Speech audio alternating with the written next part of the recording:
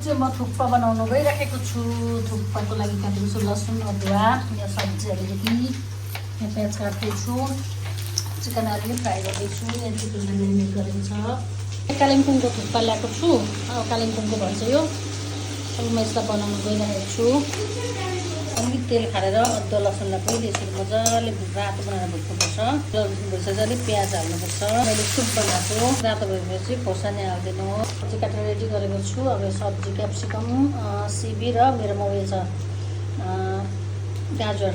चिकनलाई उयो गरेर राखेको छु, फ्राई गरेर गनाउँछ कि सुपमा पकाउँदा, त्यही कारण अलिअलि फ्राई गर्नुपर्छ हल्का। हालिदिनुहोस्, नुन हालिदिनुहोस्, टमाटर हालिदिनुहोस्, पाउडर हालिदिनुहोस्, पानी हालिदिनुहोस्, मजाले पानी हालेर एकछिन पकाउनुहोस्। सुप पनि रेडी भयो। धनियाँ हालिदिनुहोस्। अब यसमा अलिकति निम्बु निचारेर हालिदिनुहोस्, कम्ती सोया सस हालिदिनुहोस्। बनाएको छु हेर्नुहोस् मजाले। कति अचार हालेर आजको थुक्पा चाहिँ रेडी भयो है।